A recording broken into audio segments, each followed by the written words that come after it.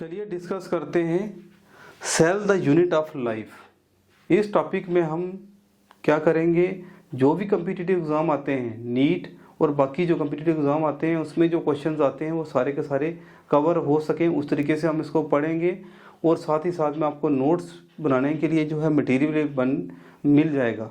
तो इसमें अब हम ये स्क्रीन पे देख पा रहे हैं कि जब भी हम अपनी सराउंडिंग में देखते हैं आसपास, तो हमें दो तरह की चीज़ें मिलती हैं, एक लिविंग थिंग्स और दूसरा नॉन लिविंग थिंग्स। और फिर हमारे दिमाग में एक क्वेश्चन जो है राइज होता है कि लिविंग थिंग्स में ऐसा क्या चीज़ होता है जो कि नॉन लिविंग थिंग्स है उसको डिफरेंट बनाता है। तो ये आंसर हमें क्या मिलता है कि presence of the basic unit of life. Living things में क्या होता है, बेसिक यूनिट ऑफ लाइफ होता है, जिसको हमने नाम देते हैं क्या, सेल।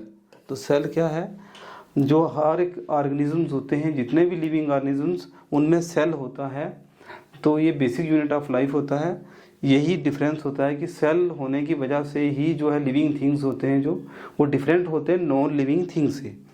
जितने भी ऑर्गेनिजम्स हैं वो क्या है, सेल्स के बने होते हैं। कुछ ऑर्गेनिजम्स ऐसे होते हैं जो सिंगल सेल के बने होते हैं, जिनको हम कहते हैं यूनिसेलुलर। यूनी मीन्स होता है सिंगल। जो ऑर्गेनिज्म सिंगल सेल के बने होते हैं उन्हें को बोलते हैं हम यूनिसेलुलर। और कुछ ऑर्गेनिजम्स ऐसे होते हैं जो मोर नंबर ऑफ सेल्स, ज़्यादा सेल्स के बने होते हैं, मैनी सेल्स के बने होते हैं, उनको हम बोलते हैं मल्टी सेलुलर ऑर्गेनिजम्स। तो फिर हम जानते हैं कि सेल क्या होता है, what is a cell, cell क्या है। जब हम यूनिसेलुलर ऑर्गेनिजम्स की बात करते हैं जो सिंगल सेल के बने होते हैं, तो उनमें जो सेल होता है वो क्या कैपेबल होता है कि इंडिपेंडेंट एग्जिस्टेंस। जो सबसे बेसिक स्ट्रक्चर होता है, सिंगल सेल का बने होते हैं यूनिसेलुलर, उनका एग्जिस्टेंस क्या होता है, इंडिपेंडेंट। उसी सेल में ही रिस्पिरेशन, बाकी भी जो जितनी भी एक्टिविटीज़ होती हैं, मेटाबॉलिक एक्टिविटीज़, वो एक ही सेल में हो रही होती हैं। तो इसमें क्या होता है, performing the essential functions of life भी वहाँ पर होती हैं। और सेल्फ जो सेल है वो सिंगल जो है सेल ही एग्जिस्ट कर पाता है, पूरे तरीके से एग्जिस्ट कर पाता है। तो अगर कोई चीज़ एक सेल से कम है, सेल के स्ट्रक्चर से कम है, तो उसका इंडिपेंडेंट एग्जिस्टेंस नहीं होगा। तो एक ऑर्गेनिज्म वो नहीं रह पाएगा, क्योंकि सेल के अंदर भी कुछ मटेरियल होता है, कुछ जैसे सेल ऑर्गेनल्स वगैरह होते हैं। लेकिन पूरा एक ऑर्गेनिज्म तभी बनेगा जब पूरा एक सेल बनेगा।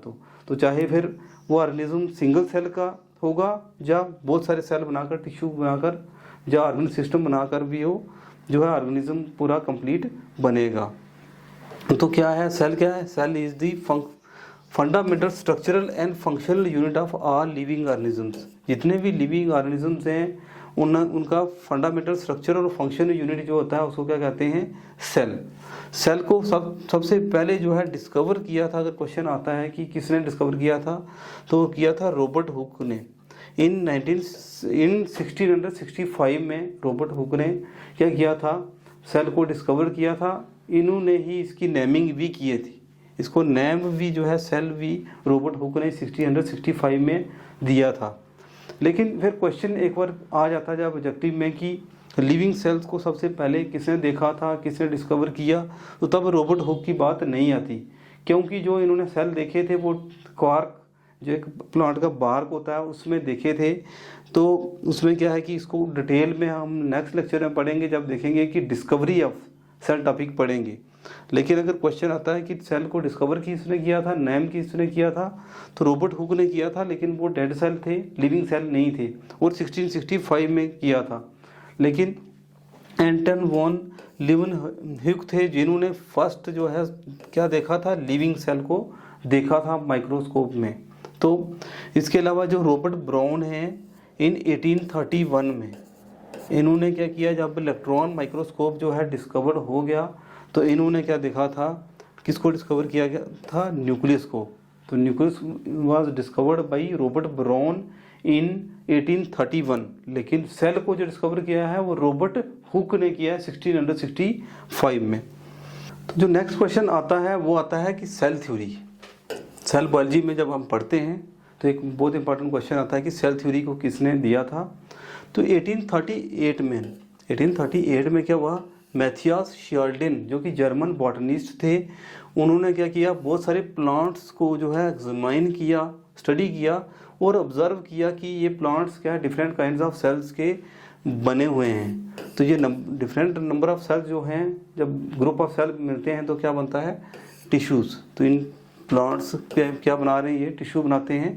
तो इन्होंने ये देखा कि प्लांट्स जो हैं बहुत सारे सेल्स के बने होते हैं, जो कि इन्होंने 1838 में शियर्ल्डन ने जो है ऑब्जर्व किया। उसी समय क्या हुआ कि थियोडोर शेवेन इन 1839 में, जो कि ब्रिटिश जोलॉजिस्ट थे, उन्होंने कुछ एनिमल सेल्स को जो है स्टडी किया और उन्होंने ये रिपोर्ट किया कि वो जो एनिमल सेल्स हैं उनके ऊपर जो है थिन लेयर, जो ऐसे सेल हैं उनके सराउंडिंग में क्या है, थिन लेयर जो है पाई जाती है, जिसको आज हम क्या कहते हैं, प्लाज्मा मेम्ब्रेन। तो उन्होंने फिर क्या कंक्लूड किया कि जो प्लांट टिश्यूज़ हैं, जो प्लांट सेल्स हैं उनके ऊपर क्या होता है, सेल वॉल होती है, जो कि इसको यूनिक बनाती है, unique characteristics of plant cells. क्योंकि एनिमल सेल के ऊपर जो है, जो आउटर लेयर होती है उसमें प्लाज्मा मेम्ब्रेन होती है, सेल मेम्ब्रेन होती है, लेकिन सेल वॉल नहीं होती। सेल वॉल प्लांट सेल के ऊपर होती है। जब हम एनिमल और प्लांट सेल्स को पढ़ेंगे और सेल वॉल के बारे में पढ़ेंगे तो तब हम इसके बारे में स्टडी करेंगे।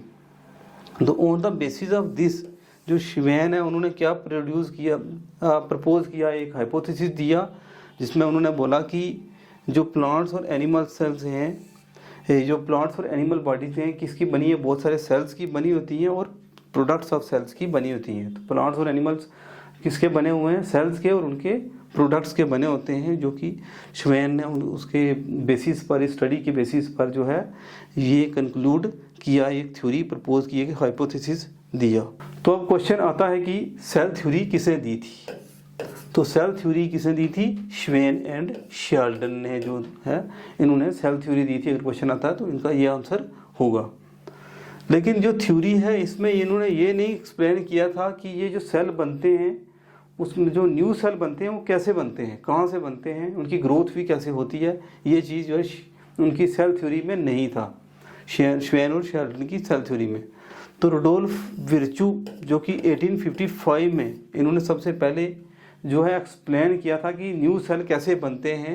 उन्होंने ये बताया था कि सेल्स डिवाइड करते हैं और न्यू सेल्स बनते हैं। तो इसमें कि cells are form from the pre existing cell, जो पहले सेल्स होते हैं पुराने सेल, वो डिवाइड करते हैं तो न्यू सेल बनते हैं, जिसको हम एक उन्होंने दिया कि ओमनी सेलुला आ सेलुला।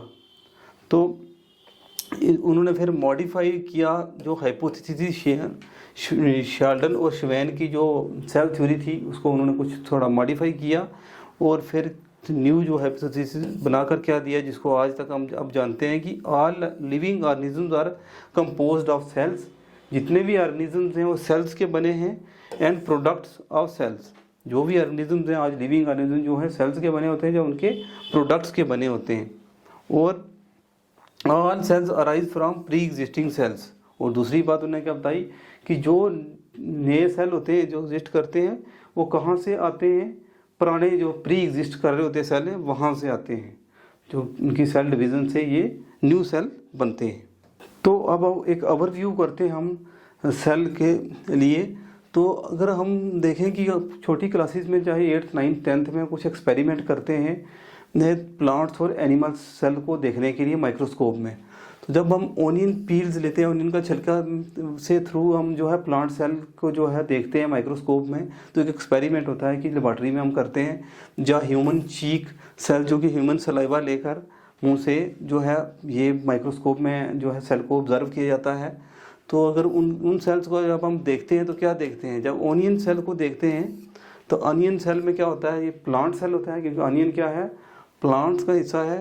तो उसमें क्या होता है, उस सेल में सेल वॉल होता है, क्योंकि प्लांट सेल के सराउंडिंग में क्या सबसे आउटर में क्या होता है, सेल वॉल होता है, आउटर बाउंड्री, और उसके अंदर क्या होती है, सेल मेम्ब्रेन, जिसको प्लाज्मा मेम्ब्रेन हम कहते हैं। जबकि जो ह्यूमन चीक्स जो होते हैं वहाँ के जो सेल्स होते हैं उनमें जो आउटर मेम्ब्रेन होती है, प्लाज्मा मेम्ब्रेन होती है, सेल मेम्ब्रेन होती है, लेकिन आउटर जो सेल वॉल नहीं होता। तो सेल जब होता है, अगर हम देखते हैं सेल का स्ट्रक्चर ऐसे, तो सेल के अंदर जो है, बाहर ये सेल हो गया, उसके अंदर जो है जो है मेम्ब्रेन बाउंड स्ट्रक्चर होता है जिसको बोलते हैं न्यूक्लियस। ये क्या है? न्यूक्लियस होता है। तो न्यूक्लियस, और इस न्यूक्लियस के अंदर क्या होता है? थ्रेड लाइक स्ट्रक्चर होते हैं, ऐसे थ्रेड लाइक स्ट्रक्चर, जिनको हम क्या कहते हैं? क्रोमोसोम। और इन क्रोमोसोम में जेनेटिक मटेरियल होता है जिसको हम क्या कहते हैं? डीएनए। तो ये चीज़ हम ऑब्जर्व करते हैं। तो जब हम ओनियन पील जो सेल्स का जो एक्सपेरिमेंट करते हैं लेबॉर्ट्री में, तो इस तरह का जो है माइक्रोस्कोप में हमें देखने को मिलती है स्लाइड में। तो उसमें क्या है? ये ऑनियन सेल हो गया। तो इसमें जो है ये सेल देख पा रहे हैं हम, ऐसे ऐसे ये हम देख पा रहे हैं। तो ये हो गया जो है ये चीज़ जो है ये सेल वॉल है, ये जो है ये इसकी सेल वॉल है। और इन्हीं सेल्स में भी छोटा छोटा ये हम देख रहे हैं, ये क्या है? न्यूक्लियस है सेल। और क्योंकि प्लांट सेल और एनिमल सेल में जब डिफरेंस हम पढ़ेंगे आने वाले लेक्चर्स में, तो उसमें देखेंगे कि जो प्लांट सेल्स में जो न्यूक्लियस होता है वो सेंटर में नहीं होता, साइड पे होता है। क्योंकि जो इसके जब वैक्यूल्स होते हैं वो बड़े साइज़ के होते हैं, ये जैसे देख रहे हैं ये वैक्यूल है। तो इस वजह से जो है ये पुश्ड हुआ होता है, साइड पर जो होता है न्यूक्लियस होता है। न्यूक्लियस भी हम देख पा रहे हैं इस ऑनियन सेल में, और वैक्यूल भी देख पा रहे हैं। और बाकी जो है सेल्स के अंदर जो बाकी एरिया होता है उसको हम क्या कहते हैं? साइटोप्लाज्म कहते हैं, जो कि जहाँ पर बहुत सारी रिएक्शंस, बहुत सारा मटेरियल होता है। सेल ऑर्गेनल्स होते हैं जहाँ पर कि सेल जहाँ पर बहुत सारे फंक्शन करता है, उसको बोलते हैं साइटोप्लाज्म। तो चीक सेल का भी जो है जब हम देखते हैं तो स्लाइड में तो इस तरीके से दिखता है, जो कि ये सेल्स हैं छोटे छोटे, जिसमें कि कोई डेंस जो है कोई वाल नहीं दिखेगी, क्योंकि इसके ऊपर सेल वाल नहीं होता, सेल मेम्ब्रेन होती है जनरली। और जो हम जब सेल में इसको देखते हैं एनिमल सेल को, तो जो न्यूक्लियस जो है सेंटर में दिखता है। तो सेल को हम क्या करते हैं? अगर जनरली देखें तो दो तरह से हम इसको डिवाइड करते हैं। दो तरह टाइप के होते हैं सेल्स, एक होता है प्रोकैरियोटिक सेल, दूसरा होता है यूकैरियोटिक सेल। प्रोकैरियोटिक सेल में ट्रू न्यूक्लियस नहीं होती, जो न्यूक्लियस नहीं होता, जबकि यू मिस होता है ट्रू। तो कैरियो मिस हो गया न्यूक्लियस। तो ट्रू न्यूक्लियस जिस सेल में होता है उसको यूकैरियोटिक सेल बोलते हैं, जबकि दूसरे जो सेल्स होते हैं उनको प्रोकैरियोटिक सेल बोलते हैं। तो cell that have membrane bound nuclei, ऐसे सेल जो कि अंदर क्या होगा? मेम्ब्रेन बाउंड न्यूक्लियस होगा, उसको बोलेंगे यूकैरियोटिक सेल, उसको बोलेंगे यूकैरियोटिक सेल।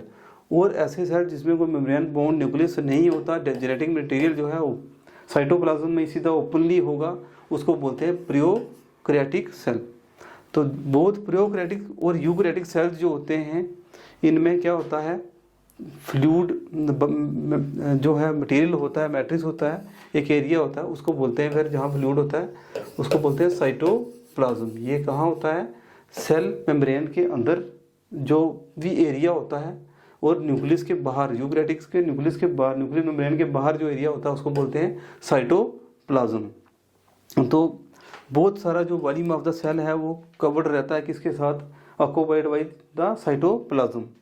तो साइटोप्लाज्म जो है वो मेन एरिया होता है जिसमें बहुत सारी जो है प्लांट्स और एनिमल्स के फंक्शंस और केमिकल रिएक्शंस जो हैं वो चलती हैं, जिसकी वजह से सेल क्या है? वो लिविंग हो रह पाता है, कि बहुत सारी एक्टिविटीज़ जो हैं, मेटाबॉलिक एक्टिविटीज़ जो हैं वो इसी साइटोप्लाज्म में ही चलती हैं। तो इसके अलावा न्यूक्लियस के वगैरह जो यूकैरियोटिक सेल्स में बहुत सारे मेम्ब्रेन बाउंड जो हैं ऑर्गेनल्स होते हैं, जो कि बहुत सारे स्ट्रक्चर्स होते हैं जिनको सेल ऑर्गेनल्स बोलते हैं। न्यूक्लियस के अलावा जो है मेम्ब्रेन बाउंड जो है स्ट्रक्चर्स रहते हैं यूकैरियोटिक सेल में, तो जिनको हम बोलते हैं सेल ऑर्गेनल्स। इसको नाम दिया जाता है सेल ऑर्गेनल्स। तो इसमें कौन कौन से होते हैं? जैसे एंडोप्लाज्मिक रेटिकुलम, जिसको शॉर्ट को में बोलते हैं हम ER, गोल्गी कम्प्लेक्स जिसको गोल्गी बॉडी भी बोलते हैं, और प्लांट सेल में उसको डिक्टियोसोम बोलते हैं। ऐसे वो हम डिटेल में जब जाएंगे तो पढ़ेंगे। लाइसोसोम होता है, माइटोकॉन्ड्रिया होता है, माइक्रोबॉडीज, वैक्यूल्स पाए जाते हैं। जबकि जो प्रोकैरियोटिक सेल्स होते हैं इनमें इस तरह के जो मेम्ब्रेन बाउंड सेल ऑर्गेनल्स हैं वो नहीं होते, ये यूकैरियोटिक सेल्स में होते हैं। जब तो इसमें जब प्रोकैरियोटिक और यूकैरियोटिक सेल्स को डिफरेंस भी हम पढ़ेंगे आने वाले लेक्चर्स में। तो राइबोसोम्स होते हैं, ये क्या होते हैं? Are non membrane bound organelles होते हैं, क्योंकि जो हमने माइटोकॉन्ड्रिया गोल्गी बॉडी वगैरह पढ़ा तो वो मेम्ब्रेन बाउंड थे। तो जो नॉन मेम्ब्रेन बाउंड कुछ ऑर्गेनल्स होते हैं जैसे कि राइबोसोम्स, ये दोनों eukaryotic cells as well as prokaryotic cells दोनों में मिलते हैं। राइबोसोम जो है प्रोकैरियोटिक सेल में भी होते हैं, यूकैरियोटिक सेल में भी होते हैं। ऑल दो इनकी टाइप होती है 70S और 80S टाइप। तो जो 80S टाइप होते हैं और 70S टाइप दोनों यूकैरियोटिक में मिलते हैं, प्रोकैरियोटिक में सिर्फ 70S टाइप ऑफ राइबोसोम मिलते हैं जो कि। तो इसके अलावा क्या है, इवन जो यूकैरियोटिक सेल्स के अंदर भी जो है जो सेल ऑर्गेनल्स होते हैं उनके अंदर भी जो है ये राइबोसोम पाए जाते हैं। उनमें खासकर कौन से 70S राइबोसोम मिलते हैं हमें। सेल ऑर्गेनल्स क्लोरोप्लास्ट जो कि प्लांट सेल का हिस्सा होता है, एक ऑर्गेनल होता है क्लोरोप्लास्ट, उसमें भी 70S टाइप राइबोसोम अंदर मिलते हैं और माइटोकॉन्ड्रिया में भी मिलते हैं। इसके अलावा एंडोप्लाज्मिक रेटिकुलम जो रफ टाइप का होता है, एक स्मूथ टाइप का होता है एंडोप्लाज्मिक रेटिकुलम, एक रफ टाइप का होता है। जो रफ होता है उसके सरफेस पर भी जो है ये क्या जुड़े होते हैं, एसोसिएटेड होते हैं राइबोसोम जो है। तो 3 जगह पर ये यहाँ पर भी मिलते हैं। इसके अलावा जो एनिमल सेल्स होता है इनमें एक स्पेशल तरह का जो है सेल ऑर्गेनल होता है जो कि प्लांट सेल में नहीं पाया जाता है, उसको बोलते हैं सेंट्रोसोम। सेंट्रोसोम होता है, उसको नाम बोलते हैं सेंट्रोसोम। और ये सेंट्रोसोम क्या करता है, सेल की डिवीज़न, जो एनिमल सेल होता है उसकी डिवीज़न में हेल्प करता है। इसके अलावा जो सेल्स होते हैं वो डिफ़र करते हैं इन साइज़ में, शेप में, एक्टिविटीज़ में। तो अलग अलग जो बहुत से तरह के सेल्स होते हैं बॉडी में, लिविंग ऑर्गेनिजम्स हैं, उनका साइज़ में डिफरेंस रहता है, उनकी शेप में, और इसके अलावा जो उनके फंक्शन में भी डिफरेंस रहता है। जैसे कि माइकोप्लाज्मा है जो है वो स्मॉलेस्ट सेल माना जाता है जिसका साइज़ होता है 0.3 माइक्रोमीटर इन लेंथ। इसकी इतना छोटा साइज़ होता है माइकोप्लाज्मा का, स्मॉलेस्ट साइज़ होता है। जबकि बैक्टीरिया का कितना होता है 3 to 5 माइक्रोमीटर जो है साइज़ होता है उसका। लार्जेस्ट जो आइसोलेटेड सिंगल सेल जो बिल्कुल लार्जेस्ट सेल जो माना जाता है अकेला अगर उसको, तो वो है ostrich egg. Egg of ostrich जो बर्ड होता है उसके एग को जो है उसको हम मानते हैं लार्जेस्ट सेल। इसके अलावा among multicellular organisms human red blood cells जो हैं वो 7.0 माइक्रोमीटर इन डायमीटर के होते हैं। जो नर्व सेल होता है वो लॉन्गेस्ट सेल्स में आता है। नर्व सेल जो है उसको बहुत लॉन्गेस्ट सेल में आता है। इसकी जो लेंथ होती है अप टू 1 मीटर तक भी क्या होती है, इसकी जो नर्व सेल्स की जो लेंथ होती है। और इसके अलावा जो सेल्स हैं वो शेप में भी वेरी करते हैं। कोई डिस्क शेप साइज का डिस्क टाइप का जो है शेप होगी उसकी, पॉलीगोनल होगी, कोलमनर, क्यूबाइड, थ्रेड लाइक, और इवन इररेगुलर शेप्स भी होती है सेल्स की। तो शेप ऑफ सेल जो है वो वेरी करते हैं, डिफ़र करते हैं अकॉर्डिंग टू देयर फंक्शन, जैसे वो परफॉर्म करते हैं उसके हिसाब से वो उनका जो है शेप भी डिफ़र करती है। इसके अलावा कुछ बैक्टीरिया हम पिक्चर में देख पा रहे हैं, इनकी जो है बैक्टीरिया की भी अलग अलग शेप है। ये बैसिलस बैक्टीरिया है जिसकी शेप क्या होती है, रॉड शेप होती है। कोकस की स्फेरिकल शेप होती है। विब्रियो जो होती है उसका कॉमा लाइक शेप होती है, हम देख पा रहे हैं। और स्पाइरलस की स्पाइरल शेप होती है, ऐसे ऐसे जो हम देख पा रहे हैं। तो अभी नर्व सेल की जो है वो शेप हम वहाँ क्लियरली पिक्चर में देख नहीं पा रहे थे, तो यहाँ पर क्लियर है कि ब्रांच्ड एंड लॉन्ग टाइप की शेप होती है। और ये गॉड सेल्स हैं जिनकी किडनी शेप होती है, जो कि प्लांट्स में जो स्टोमेटा होता है वहाँ पर गॉड सेल होते हैं, उनकी शेप की क्या होती है, किडनी शेप होती है। और ये लॉन्ग एंड नैरो शेप होती है किसकी, कोलमनर एपिथिकल सेल जो होते हैं उनकी लॉन्ग और नैरो शेप होती है। और वाइट ब्लड सेल जो है वो क्या है, मेवाइल्ड जो है ये होती है, जो कि हम शेप इसकी देख पा रहे हैं। इनकी जो है अलग अलग शेप्स होती हैं, जो कि हमने पढ़ा तो किस तरह की शेप्स होती हैं वो भी हम देख रहे हैं सेल्स में। This is all about the topic. Next lecture में हम पढ़ेंगे डिस्कवरी ऑफ सेल्स, कैसे डिस्कवरी हुई, उसकी हिस्ट्री क्या है टोटल, ताकि कॉम्पिटिटिव एग्जाम में उसको भी क्लियर कर पाएँ हम। Thank you.